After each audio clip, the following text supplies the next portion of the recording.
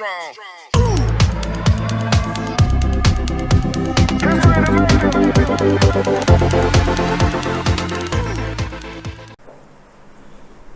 Hello बच्चों, कैसे हो आप सब। तो आज हम क्लास 11th का फिजिक्स का सेकेंड चैप्टर करते हैं, जिसमें आपको जो आपका सिलेबस है उसमें यूनिट है, फंडामेंटल यूनिट है, फिजिकल क्वांटिटीज़ की क्या क्या यूनिट्स होती हैं, उनकी फंडामेंटल यूनिट्स क्या होती हैं, डिराइव्ड यूनिट्स क्या होती हैं, इनके बारे में है, और फिर डायमेंशनल एनालिसिस। तो यूनिट और फंडामेंटल यूनिट, डिराइव्ड यूनिट आप लोग खुद पढ़ लेना बुक से, ज़्यादा कुछ है नहीं उसमें, एक बार रीड कर लेना कि 7 टाइप की फंडामेंटल यूनिट्स होती हैं। बाकी जितनी भी डिराइव्ड यूनिट्स हैं वो सारी उन्हीं 7 फंडामेंटल यूनिट से मिला करके बनती हैं। हम लोग डायमेंशनल एनालिसिस पर फोकस करते हैं। तो डायमेंशनल एनालिसिस ये unit and measurement second chapter के, फिजिक्स के सेकेंड चैप्टर के यूनिट एंड मेजरमेंट का डायमेंशनल एनालिसिस। डायमेंशनल एनालिसिस का मतलब ये है कि डायमेंशन मतलब कि कोई भी जो हमारी यूनिट है उसकी डायमेंशन क्या है। और डायमेंशन के लिए आपको ये देखना पड़ेगा कि जो भी हम लोग 9th-10th क्लास में यूनिट्स पढ़ते आ रहे हैं, जैसे कि मास है, जो फिजिकल क्वांटिटीज होती है, मास है, लेंथ है, टाइम है, इनकी जो कुछ यूनिट्स होती हैं, जैसे मास को हम केजी में डिनोट करते हैं और लेंथ को हम मीटर सेंटीमीटर में, और जो टाइम है उसे सेकंड में। तो अब हम जो है डायमेंशनल एनालिसिस में यूनिट को डायमेंशनल एनालिसिस करेंगे। तो उसमें हम जो मास है, मास को m से डिनोट करेंगे,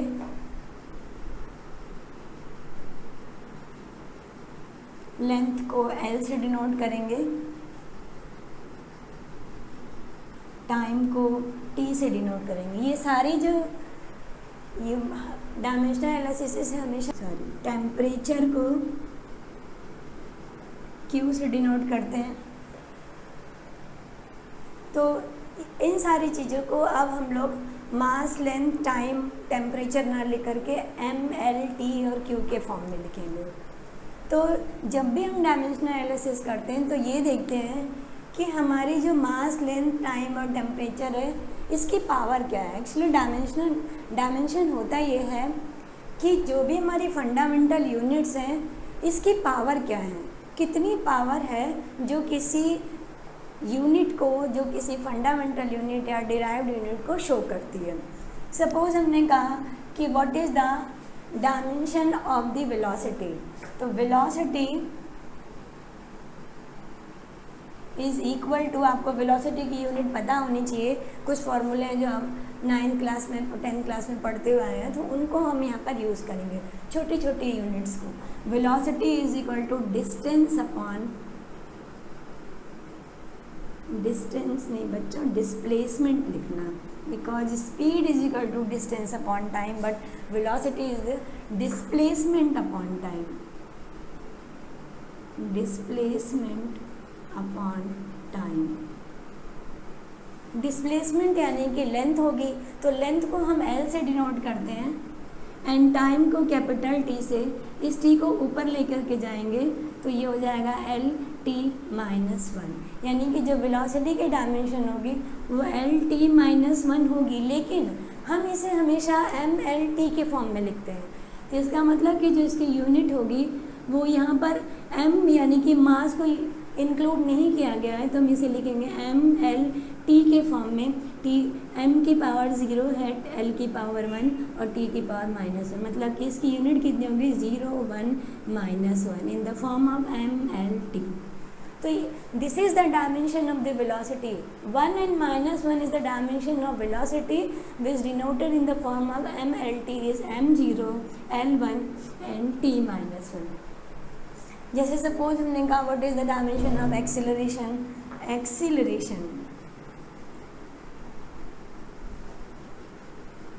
acceleration mean change in velocity per unit time, change in velocity per unit time. Change in velocity मतलब कि velocity final velocity minus initial velocity, जिसे हम इस फॉर्म में लिखते हैं delta we upon T. Delta we क्या है? वेलोसिटी है। वेलोसिटी की यूनिट क्या होती है? अभी हम लोगों ने निकाली है, L T minus one upon time की यूनिट जो होती है वो टी होती है। इस टी को ऊपर लेकर के जाओ तो ये हो जाएगा L T minus one, it means L T minus to. अब इसे हम एम एल टी के फॉर्म में लिखेंगे तो एम एल टी, इसकी जो डायमेंशन होगी वो 1 and -2 होगी। In the form of M L T m0 l1 and t -2।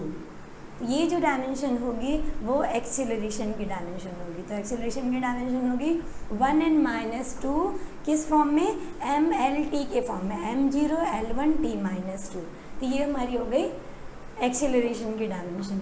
अब देखो जैसे अगली डायमेंशन तो बहुत सारी होती है बच्चों, आपकी पूरी बुक डायमेंशन से भरी हुई है, लेकिन जो आपका इनिशियल चैप्टर है वही डायमेंशन एनालिसिस पर, जिसमें बहुत सारी डायमेंशंस हैं, जो आप लोग इतने सारे फार्मूले हैं, सारे नए नए फार्मूले हैं, अननोन हो आप उससे, तो इसलिए फार्मूले लर्न करने में, डायमेंशन लर्न करने में प्रॉब्लम होती है।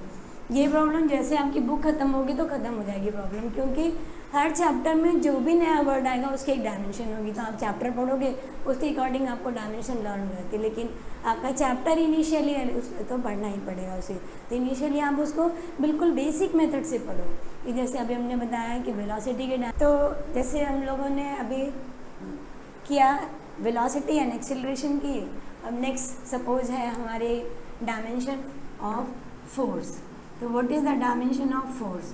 तो force is equal to mass into acceleration. Mass को हम कैपिटल एम से डिनोट करते हैं। एक्सीलरेशन की जो यूनिट होती है, डायमेंशन अभी हम लोगों ने निकाली है, एल टी माइनस टू। तो ये हो जाएगा M L T minus two. It means the dimension of force is 1 1 minus two in the form of M L T. तो M L T minus two जो होगा वो फोर्स के dimension होंगे। बच्चों इस चैप्टर के लिए फोर्स की डायमेंशन जो बहुत ज़्यादा इंपॉर्टेंट है, इसे बिल्कुल टिप्स पे रखो, हर जगह यूज़ होती है। जैसे अभी तुमने फोर्स की डायमेंशन निकाली, सपोज हमने कहा what is the dimension of pressure. तो प्रेशर के डायमेंशन के लिए प्रेशर का आपको फॉर्मूला पता होना चाहिए कि प्रेशर को हम पी से डिनोट करते हैं। Pressure is equal to force per unit area. Force per unit area, force को लिखते हैं हम mass into acceleration upon area को ए से, एरिया। तो मास तो कैपिटल एम से डिनोट करेंगे।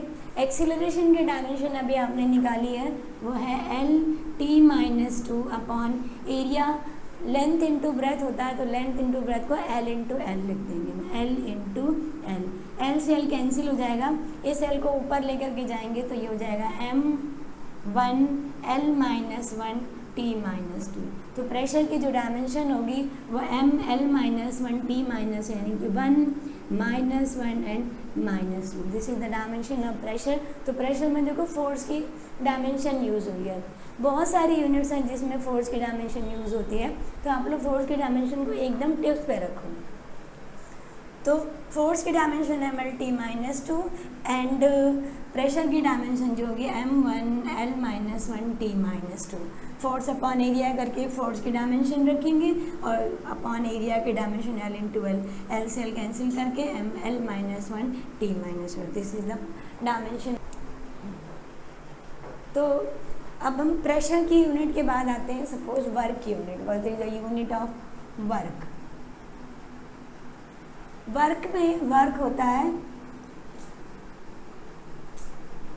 Force into distance.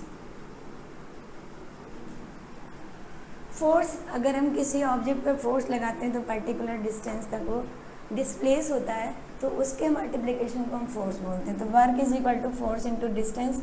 फोर्स क्या होती है? M L T minus two into distance को हम एल से डिनोट करते हैं।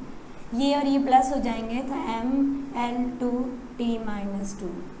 तो जो वर्क की डायमेंशन होगी वो 1 2 एंड -2 होगी in the form of mLT।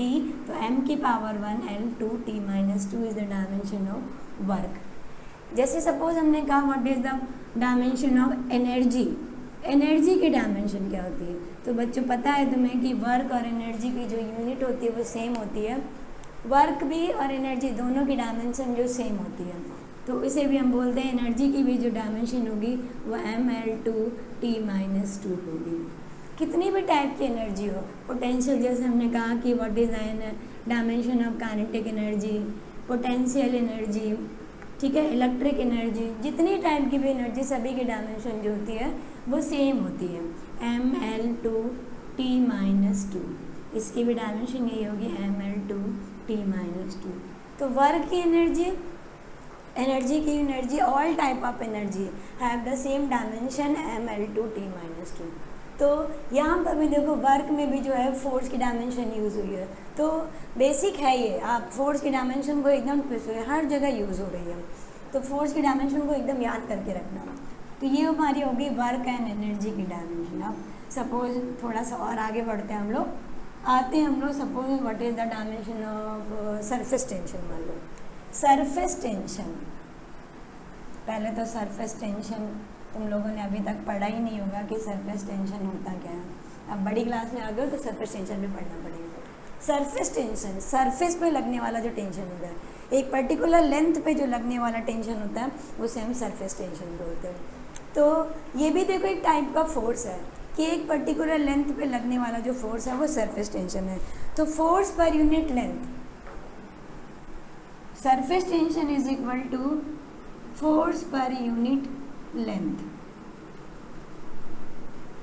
ठीक है, फोर्स क्या होता है? Mass into acceleration upon length को हम L से डिनोट करते हैं। मास को कैपिटल M से लिखेंगे, एक्सीलरेशन की डायमेंशन LT - 2 हो जाएगी and this is the L से L कैंसिल हो जाएगा, आ जाएगा MT - 2।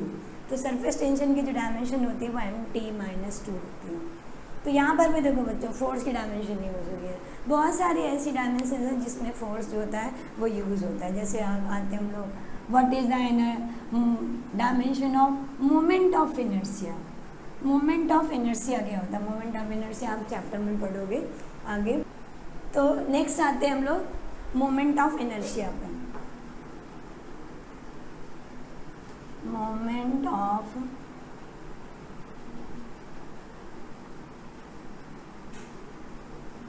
इनर्शिया ये होता है force into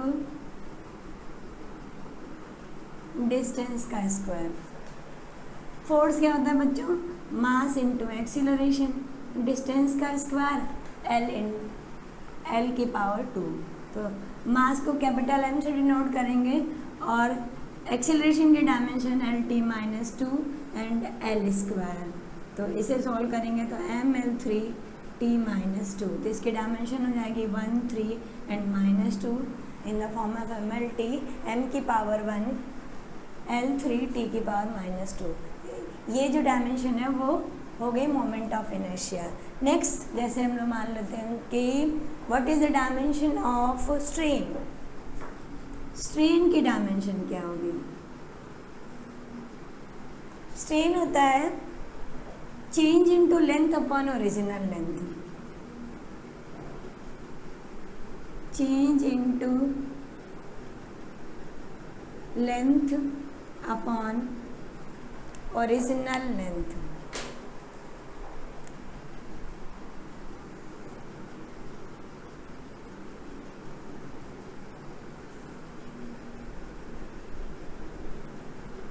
change into length को हम लिखते हैं capital L upon original length को L से L कैंसिल हो जाएगा तो इसकी डायमेंशन, ये डायमेंशन लेस होगा, डायमेंशन लेस, इसकी कोई डायमेंशन नहीं होगी। तो जब कोई डायमेंशन लेस होता है तो हम ज़ीरो नहीं लिखते हैं, उसे फिर भी हम mLT की फॉर्म में लिखते हैं। तो इसकी डायमेंशन हो जाएगी M0 L0 एंड T0।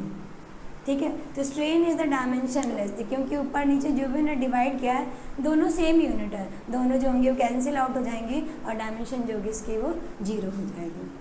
तो ये हो गई हमारी moment of inertia and the strain की डायमेंशन। अब जैसे सपोज हम आते हैं टॉर्क क्या होता है। टॉर्क होता है बच्चों, ये भी एक टाइप का फोर्स है। Torque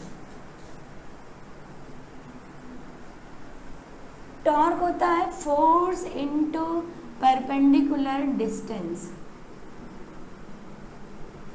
force into perpendicular distance. फिर से अगेन हमने फोर्स की डायमेंशन यूज की, फोर्स की डायमेंशन हो जाएगी mlt-2 इंटू डिस्टेंस की डायमेंशन हो जाएगी l। इसे हम इधर लेकर के आएंगे तो आ जाएगा 1 + 1, इसके डायमेंशन 2 और t-2। तो टॉर्क की डायमेंशन देखो एनर्जी के डायमेंशन के इक्वल है, इसकी डायमेंशन हो जाएगी 1, 2 and -2 in the form of mlt। तो m1l2 t-2 is the dimension of torque. I think तुम लोगों को इतना तो समझ में आ ही गया होगा। इसके बाद ये सारी ऐसी यूनिट्स हैं, ऐसे वर्ड्स हैं जो तुमने अभी तक पढ़े नहीं हैं, सारे नए वर्ड हैं तुम्हारे लिए, अननोन हैं, लेकिन पढ़ने तो पड़ेंगे ही आपको। तो ये हमारी हो गई कुछ डिफरेंट टाइप के डायमेंशन। कुछ और आते हैं, जैसे सपोज एंगल की आ गई। What is the dimension of angle. अब एंगल क्या है, एंगल को हम थीटा से डिनोट करते हैं। थीटा क्या है, जहाँ पे दो लाइनें एक दूसरे से मीट करती हैं, तो ये वर्ड जी, ये जो एंगल होता है वो थीटा होती है। एंगल की कोई डायमेंशन नहीं है, कोई इसमें जो है फंडामेंटल यूनिट यूज़ नहीं हुई है, तो इसलिए जो यहाँ पर इसकी angle is the dimension less, इसकी कोई डायमेंशन नहीं होती है, डायमेंशन लेस। फिर इसे हम m0, l0 एंड t0 लिखेंगे, इसकी कोई डायमेंशन नहीं होती है। नेक्स्ट हम लोग आते हैं इलेक्ट्रिसिटी में आ जाते हैं। Suppose what is the dimension of potential difference. Potential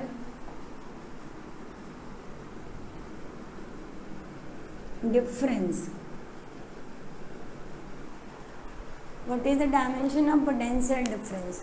तो पोटेंशियल डिफरेंस क्या होता है बच्चों, पढ़ा है तुम लोगों ने 10th में कि potential difference is the work done per unit charge. Work done per unit charge, charge को हम क्यू से डिनोट करते हैं। अब क्यू चार्ज की यूनिट क्या होती है, इसके लिए हम लोग क्या करना पड़ेगा। देखो जो 10th क्लास में इलेक्ट्रिसिटी पढ़ी थी उसमें Q is equal to IT था, IT। Current and time, current की अभी हमने बताया था कि करंट को हम A से डिनोट करते हैं, तो Q की जगह पर हम यहाँ पर IT पुट कर देंगे, W/I × T। I को हम A से डिनोट करते हैं और वर्क डन की जो डायमेंशन उन्होंने अभी पीछे निकाली है ml2T-2, ml2T-2 अपॉन करंट को हम लिखेंगे A से और टाइम को लिखेंगे T। इस T को ऊपर लेके जाएंगे और इसे भी ऊपर लेके जाएंगे तो यह आ जाएगा ml2T-3A-1। This is the dimension of potential difference, जिसे हम V से डिनोट करते हैं। V is equal to ml2T-3A-1। तो इसकी डायमेंशन होगी 1, 2, -3 एंड -1। ये डायमेंशन होगी हमारी पोटेंशियल डिफरेंस की। सपोज हम और आते हैं कि what is the dimension of resistance. अब रेजिस्टेंस की डायमेंशन क्या होती है, तो रेजिस्टेंस की डायमेंशन, रेजिस्टेंस को हम लोग R से डिनोट करते हैं। और ओम्स लॉ तुम लोगों ने पढ़ा है, V is equal to IR। यहाँ से अगर हम रेजिस्टेंस निकालें तो V/I होता है, ठीक है, यानी कि R is equal to V/I। तो V/I है और पोटेंशियल डिफरेंस की यूनिट अभी हमने तुम लोगों को बताई है, R is equal to W/Q into I, ठीक है। R is equal to W यानी कि वर्क डन की डायमेंशन लिखो ml2T-2 अपॉन Q की जगह पर हम I × T लिखते हैं और ये I, तो ये हो जाएगा ml2T-2 अपॉन आई का स्क्वायर इंटू टी, ये टी ऊपर चला जाएगा बच्चों, तो ये हो जाएगा ml2 टी माइनस 3, और करंट को हम ए से डिनोट करते हैं, तो यहाँ पर हम लोग ए लिख देते हैं, ए माइनस 2। तो ये जो होगी हमारे रेजिस्टेंस की यूनिट हो जाएगी ml2 टी माइनस 3 ए माइनस 2। तो ये रेजिस्टेंस की यूनिट होगी। आ जाओ, ये तो सब ऐसी यूनिट्स हैं जो तुम्हारे फॉर्मूले में यूज़ हो रही हैं। कुछ ऐसे वर्ड, कुछ ऐसी हमारी यूनिट्स होती हैं जो कांस्टेंट होती हैं, और कांस्टेंट की हम लोग कहते हैं कि वैल्यू फिक्स होती है, लेकिन डायमेंशन फिक्स नहीं होती है बच्चों। जैसे अगर हम लोग अपने ग्रेविटेशन वाले चैप्टर में आ जाएं, तो ग्रेविटेशनल कांस्टेंट की यूनिट क्या होती है, फॉर्मूला तो उसका उतना बड़ा होता है, डायमेंशन देख लेते हैं। तो नेक्स्ट यूनिट हम लोग कांस्टेंट पर आते हैं। कांस्टेंट में what is the unit of gravitational constant? Gravitational constant को हम कैपिटल जी से डिनोट करते हैं। क्या होती है, हम लोगों ने पढ़ा है F is equal to capital G m1 m2 upon R square, या फिर डी स्क्वायर भी लिखते हैं, R square and D square. तो इससे हमें कैपिटल G की वैल्यू निकालनी है, तो F into R square upon m1 into m2 is equal to capital G। Force की डायमेंशन होती है ml माइनस 2। लेंथ को हम L इंटू एल से डिनोट करेंगे। मास जो है वो m और m है। m से m कैंसिल हो गया, इस m को ऊपर लेके जाएंगे तो आ जाएगा m माइनस 1। देखो बच्चों, ये L इंटू एल है, यानी कि L3 हो जाएगा, L3 टी माइनस 2। ये डायमेंशन हो गई हमारी ग्रेविटेशनल कांस्टेंट की, m minus 1 L3 T minus 2। The dimension of gravitational constant is -1 3 and -2। तो ये ग्रेविटेशनल कांस्टेंट की वजह। अब जैसे हम कोई दूसरी कांस्टेंट लेते हैं, Planck constant. What is the dimension of Planck constant? तो प्लैंक कांस्टेंट हम लोग एनर्जी के फॉर्मूले में यूज करते हैं, E is equal to H nu, जिसमें h जो होता है वो प्लैंक कांस्टेंट होता है। E is equal to H nu. यहाँ पर E जो है वो एनर्जी है, एनर्जी। h जो है वो प्लैंक कांस्टेंट है।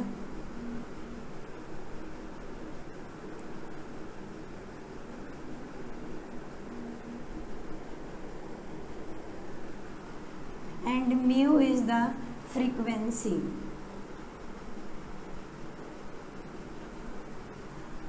तो पुट कर देते हैं, इसमें h की वैल्यू निकालनी है, h की dimension, h is equal to E upon mu.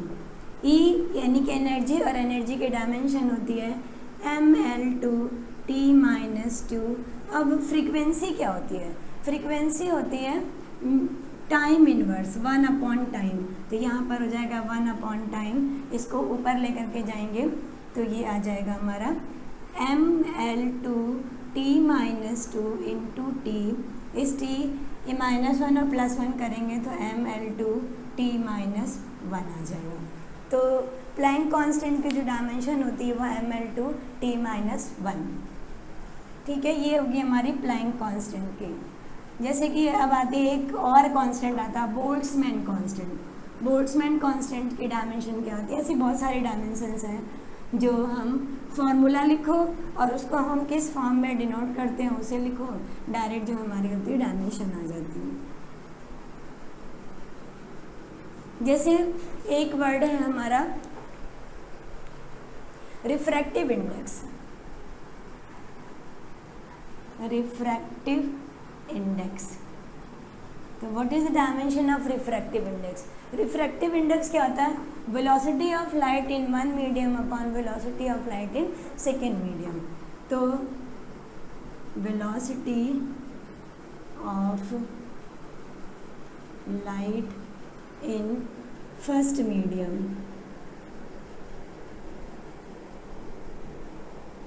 Upon velocity of light in second medium। तो वेलोसिटी को हम v से डिनोट करते हैं v1/v2, और अगर हम दोनों की डायमेंशन लिखें तो LT-1/LT-1, ये दोनों कैंसिल आउट हो जाएंगे, तो इसकी डायमेंशन जो रिफ्रैक्टिव इंडेक्स की डायमेंशन होगी वो 0 हो जाएगी, यानी कि इन the form of MLT M0 L0 T0। तो ये जो रिफ्रैक्टिव इंडेक्स की डायमेंशन होती है वो 0, सो डायमेंशन लेस होती है। ये डिफरेंट टाइप के डायमेंशन हो गई जो आपको लर्न करनी पड़ेगी। फॉर्मूले लर्न कर लो तो उससे हम डायमेंशन बना सकते हैं, जैसे अभी हमने आप लोगों को बताया। उसके बाद एक टाइप का और क्वेश्चन आता है इसमें कि व्हाट इज़ डायमेंशनल होमोजेनिटी क्या होती है। उसमें हमें कुछ वैल्यूज़ गिवन होती है, कुछ अननोन वैल्यूज़ होती हैं इक्वेशन के फॉर्म में, और उस अननोन वैल्यू से हमें जो होती है डायमेंशन फाइंड आउट करनी होती है। तो dimensional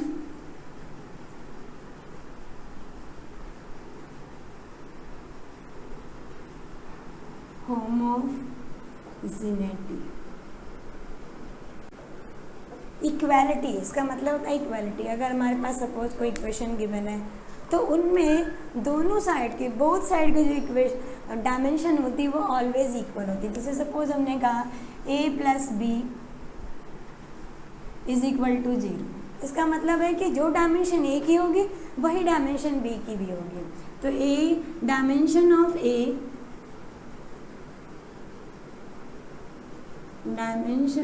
a is equal to dimension of b। Suppose हमने कहा a+b = c, तो इसमें सभी जो होंगी सबकी डायमेंशन जो होगी, ऐसा नहीं कि a+b की डायमेंशन वो c के इक्वल होगा, ऐसा नहीं होता। इसको आप इस साइड लेकर के आइए, तो a+b - c = 0। इसमें जो a की डायमेंशन है वही b की डायमेंशन होगी, वही जो होगी वो c की भी डायमेंशन होगी। तो इस पर बेस बहुत सारे क्वेश्चन आते हैं। हमारे पास एक गिवन इक्वेशन गिवन होती है और उसमें हमें डिफरेंट अननोन की जो होती है वो डायमेंशन फाइंड आउट करनी होती है। जैसे सपोज हम लोग एक क्वेश्चन करते हैं, जैसे हमारे पास एक इक्वेशन है v = a+bt। इसमें क्वेश्चन है हमारा find the dimension of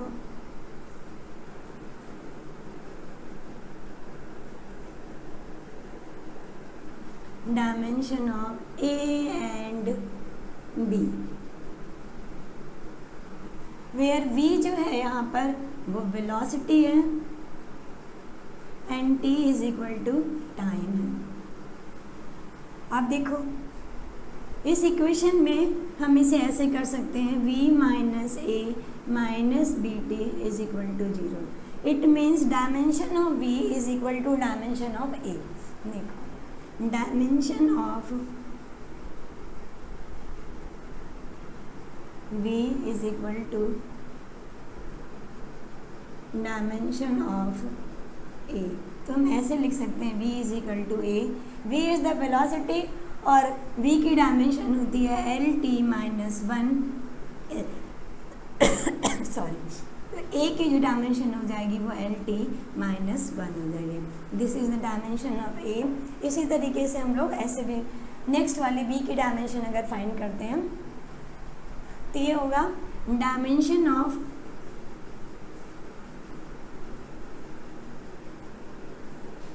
v =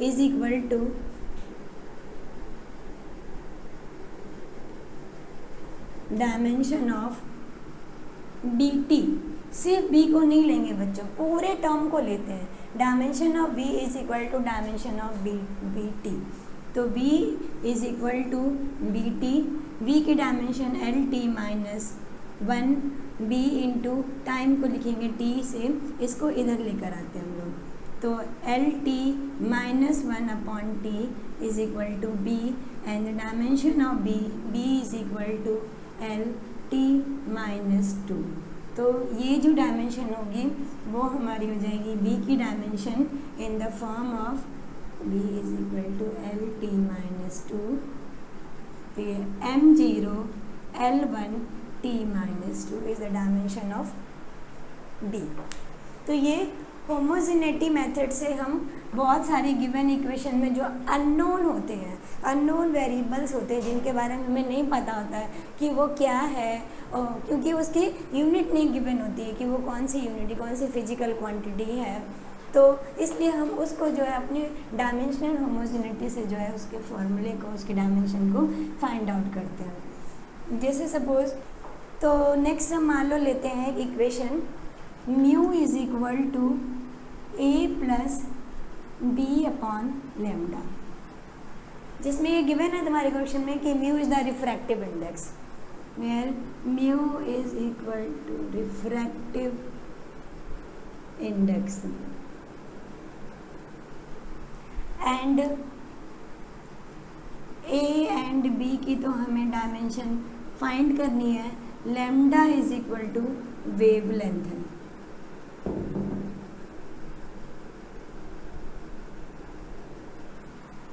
तो इसमें dimension of mu is equal to dimension of A, dimension of mu is equal to dimension of ए।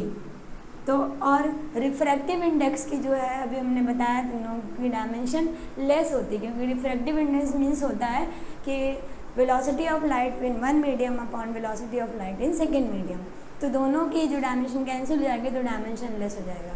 तो this is the dimension less, तो इसकी जगह पर हम डायमेंशन लेस का मतलब जीरो नहीं लिखेंगे बच्चों, यहाँ पर लिखेंगे m0 L0 T0 is equal to dimension of A. It means A की भी डायमेंशन जो होगी वो लेस होगी, तो ये A is the also dimension less. अब अगर हमें बी की डायमेंशन निकालनी है तो फिर से हम यही नोट करेंगे, dimension of mu is equal to dimension of B upon lambda. पूरे टर्म्स को लिखना होता है, जिसके डायमेंशन हमें निकालनी है सिर्फ उसे नहीं लिखेंगे, उसके साथ में जो भी टर्म्स इंक्लूड हुआ है वो सारे को ही हम इक्वल टू वाले नंबर के साथ में यूज़ करते हैं। तो ये डायमेंशन लेस है, m0 L0 and T0 is equal to B की डायमेंशन में फाइंड करनी है, और वेवलेंथ, लेंथ को हमेशा L से डिनोट करते हैं, ये L हो जाएगा। क्रॉस मल्टीप्लिकेशन कर दो, तो जब हम क्रॉस मल्टीप्लिकेशन करेंगे तो b इज इक्वल टू हो जाएगा m0 L0 प्लस 1, क्योंकि L का इसमें मल्टीप्लिकेशन किया तो पावर 1 इंक्रीज हो जाएगी, T0। तो इसकी जो डायमेंशन होगी b is equal to m0 L1 T0। तो dimension of b is equal to 0 1 and 0। तो एक टर्म देखो डायमेंशन लेस है, लेकिन दूसरे टर्म की जो भी कुछ ना कुछ डायमेंशन होगी। ऐसे ही बहुत सारी क्वांटिटीज़ होती हैं जिसमें जो है डायमेंशन तो नहीं होती लेकिन उनकी यूनिट होती है। तो कुछ बहुत सारी टर्म्स ऐसी होती हैं जो डायमेंशन लेस होगी लेकिन उनकी यूनिट नहीं होगी। कोई भी ऐसी दो क्वालिटीज़ जिसमें उसकी यूनिट नहीं है लेकिन डायमेंशन होगी, लेकिन अगर जिसकी डायमेंशन नहीं है तो उसकी यूनिट भी नहीं होती है। सपोज हम लोग एक और क्वेश्चन लेते हैं, उस क्वेश्चन में हम आपको एक एंगल, जैसे आप लोग मैथ में sine theta, tan theta, cos theta वगैरह पढ़ते हो, तो थीटा वर्ड जो है वो लिया जाता है हमारे एंगल के लिए, और एंगल जो होता है डायमेंशन लेस होता है। तो सपोज एक और क्वेश्चन हम लोग लेते हैं अपना, y is equal to 10xt। 10 तो एंगल के लिए यूज़ करते हैं, ये ट्रिग्नोमेट्री रेशियो है, और ट्रिग्नोमेट्री रेशियो में जो है हम जो थीटा वर्ड होता है, थीटा की डायमेंशन अभी हमने बताया डायमेंशन लेस होता है, तो इसमें x की डायमेंशन में फाइंड करनी है, find the dimension of x की डायमेंशन फाइंड करनी है, t where t is equal to time. तो अब देखो जो tan थीटा है, tan थीटा तो होता है डायमेंशन लेस, ये डायमेंशन लेस है। तो अब हम क्या करते हैं, देखो आप कि हम ऐसे करते हैं कि tan थीटा ये x t के इक्वल है, y is equal to X T. और ये टेन थीटा और वाई जो होंगे, tan theta is equal to Y है, अगर टेन डायमेंशन लेस है तो वाई भी डायमेंशन लेस होगा। तो यहाँ पर हम इस वाले वर्ड को डायमेंशन लेस लिखते हैं, m0 l0 एंड t0, और ये x इंटू टी को इधर लेकर आ जाओ, m0 l0 t0 upon T is equal to x। तो इससे अगर x की डायमेंशन फाइंड करें तो m0 l0 t -1, इसका मतलब इसकी जो डायमेंशन होगी वो -1 हो जाएगी इन the form of MLT m0 l0 t -1। तो ये हमने आपको डायमेंशन एनालिसिस में इतनी सारी डायमेंशन बताई। आप कोई भी हमारे पास जो फंडामेंटल यूनिट, डेराइव्ड यूनिट्स हैं, उन डेराइव्ड यूनिट्स का पहले यूनिट याद करिए, यूनिट याद करने के बाद उसमें हम डायमेंशन बना सकते हैं। इन डायमेंशन को लर्न भी कर लो, क्योंकि चैप्टर ऐसा है, इसकी क्वेश्चन जो होते हैं डायमेंशन पे ही फाइंड आउट, इक्वेशन गिवन होगी, डिफरेंट टाइप की डायमेंशन फाइंड करनी होगी, या डायरेक्ट जो हमारे को टर्म्स दिया होगा उसकी डायमेंशन, जैसे what is the dimension of momentum. तो अगर हमें मोमेंटम की डायमेंशन सपोज बच्चे फाइंड करते तो हमें मोमेंटम का फार्मूला पता होना चाहिए, फिर उसके बाद उसमें अपने टर्म्स को रखो और उसका फार्मूला बना लो। जैसे अभी हमने क्वेश्चन पूछा what is the dimension of momentum, तो मोमेंटम को हम लोग P से डिनोट करते हैं, P is equal to m into V होता है, मास को m से डिनोट करते हैं, और v की डायमेंशन होती है LT -1। तो मोमेंटम की डायमेंशन कितनी हो जाएगी, MLT -1। इस तरीके से अपने हम डायमेंशन को बना लेते हैं। तो आई थिंक आप लोग को इस चैप्टर समझ में आ गया होगा, चैप्टर नहीं, ये चैप्टर का ये पोर्शन समझ में आ गया होगा। इस वीडियो में आपको सिर्फ डायमेंशन एनालिसिस के बारे में बताया, अगली वीडियो में इसके आगे में आपको बताएंगे। और आपको अगर कोई प्रॉब्लम हो तो कमेंट बॉक्स में लिख करके बताइएगा हमें, ताकि हम आपकी प्रॉब्लम को सॉल्व कर सकें। तो ये ऑलमोस्ट हमारा डायमेंशन एनालिसिस सारा कुछ कवर हो गया। ओके, बाय बच्चों।